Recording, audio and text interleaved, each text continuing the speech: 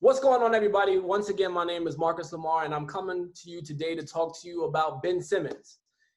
I'm of the belief that Ben Simmons is the most underrated player in the National Basketball Association. Now, many of you out there listening and watching are probably thinking, Marcus, you're out of your mind. Ben Simmons can't shoot. How in the hell do you make it to the NBA not being able to shoot the basketball? First things first, when you're 6'10", which Ben Simmons obviously is 6'10", he's a freak genetically and athletically. Being able to shoot the basketball is not necessarily a priority. There's more than one way to score. The objective of basketball is to put the hole into the basket and to stop the other team from scoring, which Ben Simmons does a phenomenal job of, which we'll get into a little bit later. Joining me is going to be a very special guest, Mr. Andres, a.k.a. Mr. Stats Rivas. Thank you for joining the show. Thank you for having me, Marcus. Always a pleasure to talk basketball with you. Now, Andres, I really admire a lot of work that you do. And for those of you out there watching and listening, if you ever need a mic drop moment in a debate and you need a specific stat, like a go-to stat, something that only like somebody who spends an absurd amount of time studying basketball would know, Andres Rivas is the guy. The kid's got a bright future. I really like what he's doing. Now, I brought him on the show because we want to talk about Ben Simmons. Andres, in your opinion, why does Ben Simmons get the kind of disrespect that he does? What's the reason behind that? I think that a lot of people didn't watch the Philadelphia 76ers play, and when they do watch them on ESPN, they see that he has 5, 6, or 7 field goal attempts. They see teams double teaming guys like Joel Embiid, or they feed off of like Josh Richardson, Tobias Harris. Korkmaz was a very good three-point shooter. Shout out to him. Tobias Harris, who's been inconsistent this year, but they don't see Ben Simmons as a threat at the top of the key. Now, I know that people are going to say, oh, well, he can't shoot. He can guard 1 through 5. He can facilitate. He can look for the open man. He can rebound. He can box out guys like Joel Embiid, who's his teammate. He can box out guys like Karl Anthony Towns, Nikola Jokic, who are amongst the best centers in the NBA, guys like Rudy Gobert. And he could lead the offense on the other side of the team. So what's not to like about him? I don't know. I guess we'll find out come playoff time. And here's the thing. I'm not going to sit here and act like Ben Simmons not being able to shoot does not allow the Sixers to reach their full potential, right? But if we're being honest, every NBA player, no matter how great, average, or mediocre they are, has a glaring flaw in their game. The same could be said about Giannis. Giannis struggles to shoot the basketball. The difference between Giannis and Ben Simmons is that Giannis displays a little bit more willingness to shoot, but LeBron James is terrible from the free throw line for a player of his caliber. Terrible. Like, you wouldn't trust him to make 2 free throws at the end of the game if your life depended on it. Kawhi Leonard is not viewed as a facilitator. I think he's only averaged over 5 assists once in his career. You're just that guy, so you might be able to tell me a little bit about that. Kevin Durant wasn't known for facilitating and or playing defense until he got to Golden State. So my point is, Ben Simmons not being able to shoot the basketball is obviously a glaring flaw. But like you said, he does so many other things well, whether it's rebound, facilitate, pass, and or defend. And he's still, for his career, averaging 16, 8, and 8. So he's hovering somewhere around the triple-double. Now, I personally believe that Joel Embiid is the Sixers' best player. But I believe that Ben Simmons is their most valuable player. To that, you say what? I agree 100%. Anyone that watches basketball knows that Joel Embiid is a top 10 player. But when you break it down between him and Ben, it's quite a different story. Ben Simmons has played in 214 games out of 219 games in the last 3 years. That's 98% of his games. He's only missed 5 games. Joel Embiid has played in 78% of games compared to Ben Simmons. So when you're telling me, oh, Ben Simmons can't shoot, but he can stay healthy. And, you know, the best of ability is availability. And his rookie year, Ben Simmons averaged 15, 8, and 8 and shot 50% from the field. And he had a defensive win share of 5.0. Only 4 players in NBA history can do that. Larry Bird, top 10 player. LeBron James, top 10 player, top 5, top 3, top 2. Arguably one of the greatest players of all time. Yes. Will Chamberlain, who's in the conversation for the most video game numbers we've seen in our lifetime. And Michael Jordan, who everyone knows who Michael Jordan is. So when you put a guy like Ben Simmons as a rookie who's been in that conversation with guys like Wilt, Michael, LeBron, and Bird, regardless of your feelings, you got to appreciate what he's done. The floor is yours, Marcus. Now, are you wearing a Miami Heat jersey? I see a red jersey with a Nike check. Is that a Miami Heat jersey? This is a Portland Trailblazer. Shout out to Dame Dollar. Dame Dollar. Okay, so for those of you out there watching and listening, Andres is a huge Miami Heat fan, and for that I respect him.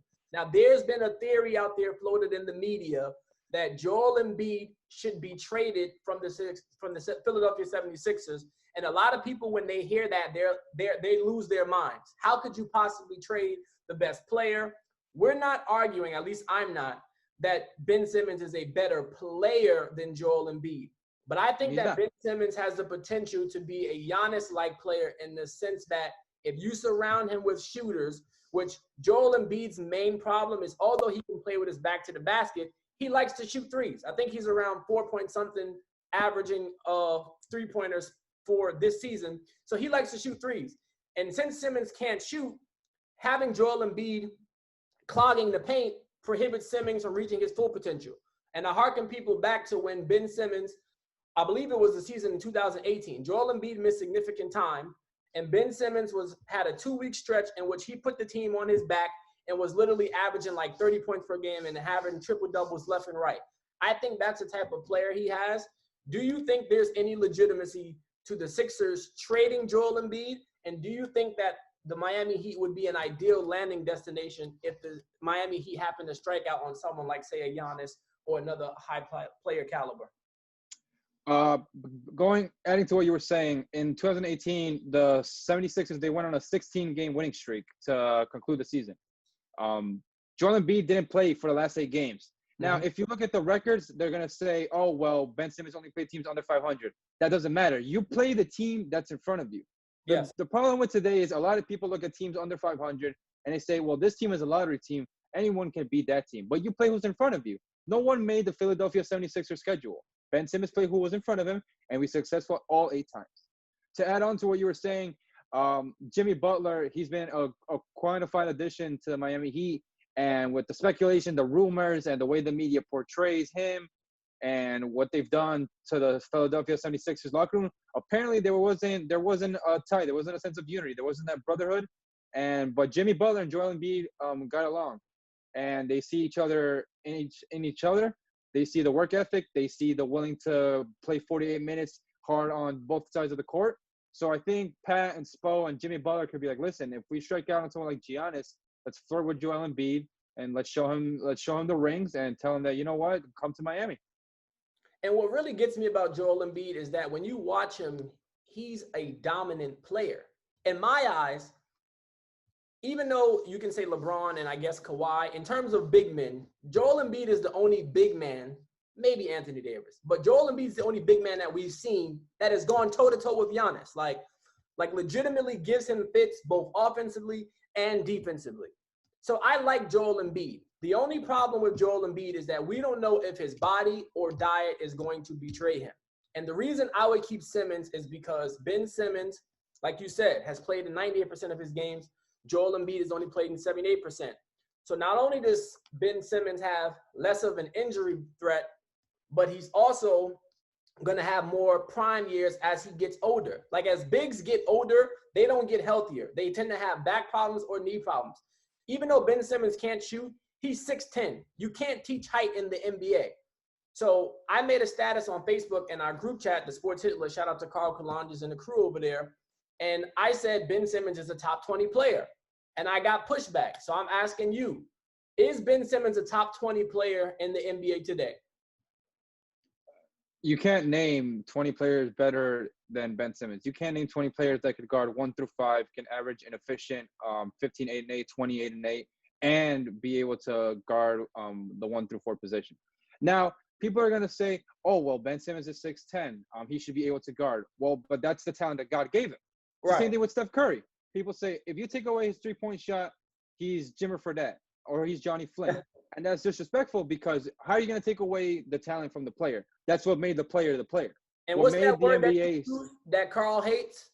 The word if. Yep. People need to live with the facts. We're dealing with the facts. The facts are that Ben Simmons is 6'10". He could guard 1 through 5. He could facilitate, and he could bring a team to more than 50 wins. He's done it in the last 2 years, and he was going to do it this year.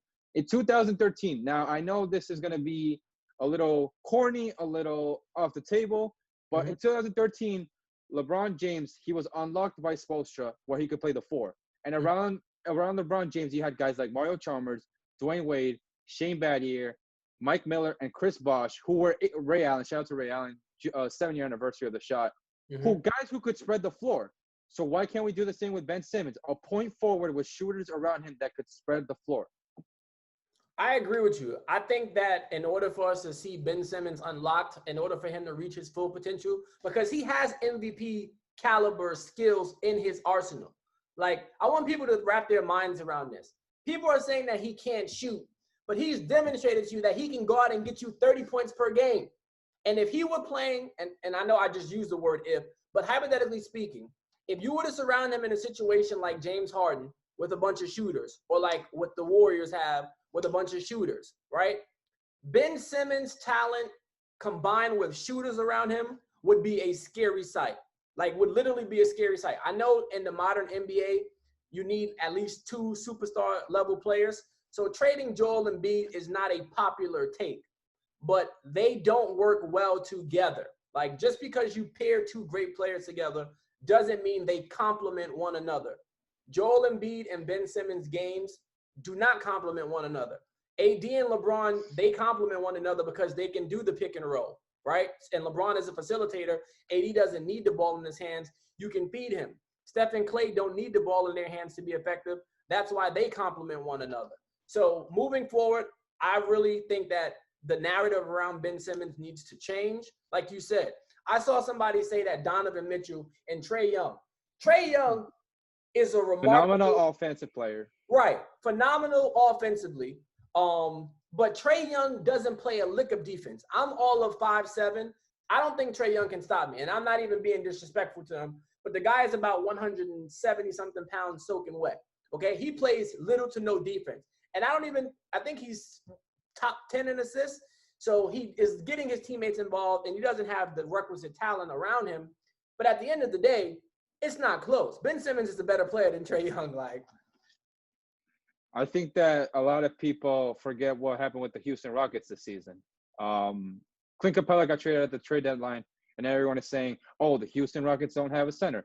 Russell Westbrook got unlocked, and he's been able to play his best basketball and his most efficient basketball since his MVP year and since 2016, which was his last year with Kevin Durant.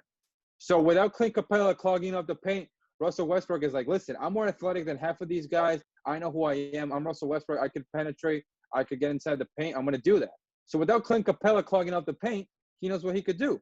Now, I'm not going to use the word if, but if Joel Embiid isn't clogging up the paint, who knows what Ben Simmons could do when he's one-on-one in the paint with someone like James Harden defending him, who was a great defender in the paint. Guys like AD, guys like LeBron, guys like Giannis. Who knows what James Harden could do in the paint when Clint Capella isn't clogging up the paint? Who knows what Ben Simmons could do? and God forbid, God bless Clint Capella's heart, but offensively, he was a liability. Every time the Rockets came down offensively, they were playing 4-on-5 essentially because you didn't have to worry about him shooting. He had no post moves. He had no footwork. Clint Capella was a disaster offensively. The bulk of his points and scoring came off of lobs and alley-oops, which was great for the time being. But like you said, they unlocked Russell Westbrook. Now, before I let you get out of here, you kind of segued us into this, so I'm going to ask you. James Harden is another player who, if you listen to lazy fans, if you listen to hardcore sports fans, NBA fans, or even the national media, we have a hard time embracing the brilliance that James Harden is putting on year in and year out. What's remarkable about James Harden to me is the fact that not only is he a scoring machine, but when you couple his durability with his usage rate and the fact that he's 10th all-time in player efficiency rating, James Harden is a remarkable player. So I'm asking you, why doesn't James Harden get the credit and or respect that he is earned, not deserved, that he's earned? I think that a lot of fans, they watch 1 or 2 playoff games where James Harden has a bad moment and they automatically decide, you know what, this is the narrative that I'm going to rush with. Last year, James Harden against the Golden State Warriors averaged 35 points per game on 58% true shooting percentage. If you could find me a player in the last 3 years, 2017, 18, and 19, that averaged 35 points against the Warriors, besides LeBron James, who averaged 34, I will get into a debate with you and tell me why that player is better than James Harden. Spoiler alert, you're not going to find a player. James Harden has had 40-point games against the Warriors in playoffs. He's had games where he's taken over. So if James Harden takes over and they lose, he choked. If he distributes the basketball, he's scared of the moment. You got to pick a side because when it comes to James Harden, you can't have both. If he has the ball in his hands, he's a choker. If he doesn't have the ball in his hand, he's a choker. So if he's distributing the ball, he's a choker. And if he's scoring and his team is winning, he's also a choker. So you can't have it both ways. The Rockets won 65 games in 2018. You know how many seasons they had with 60-plus wins before James Harden in 2018? 0. The great Hakeem Olajuwon couldn't do it. Tracy McGrady couldn't do it. Yao Ming couldn't do it. No one could do it. James Harden in 2018, after they acquired Chris Paul, he was like, you know what? Let's go. Let's win this MVP this year. Let's show the media why I deserve it. He averaged 30 points per game, and the Rockets won 65 games, and they got the 1 seed. I really became a James Harden fan after last year. If you all recall, I believe the Rockets started, 2-14? They were like 14 in the Western Conference. They were the 14th seed in the Western Conference. They were 4 games under 500. And James Harden went on a tear unlike nothing we'd ever seen. I remember, I'll never forget, I did a podcast on it, and I detailed all 30 games in which he scored over 30 points. And I'm not just talking about him making the minimum 30. He was dropping 30, 40, 50, 60, triple-doubles, double-doubles. The man was insane. I thought he should have won the MVP. 60-point triple-doubles, 60-point triple-doubles. Yeah, he was off the charts. Like, and again, the main thing that's impressive is that he doesn't miss games. There's no low management when it comes to Harden. He doesn't get injured. And if anybody like you, to steal a line from you, can put their hand on the Bible and told me that when he departed from Oklahoma City, after that finals performance he had where he was a 6-man coming off the bench, if anybody can put their hand on the Bible and tell me they saw that his career would reach this trajectory, then God bless you, because you're lying. None of us had James Harden pegged this high in NBA annals in terms of him being arguably one of the greatest scorers ever, him being a perennial MVP candidate year in and year out. If Harden's not winning the MVP award, he's top 2, top 3, or in some years top 5.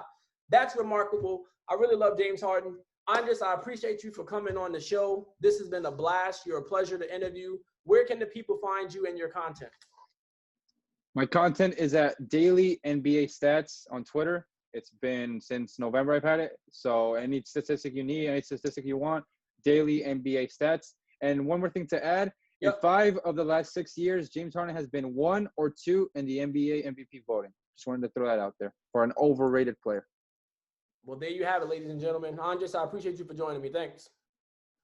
Thank you. Take care. Stay safe.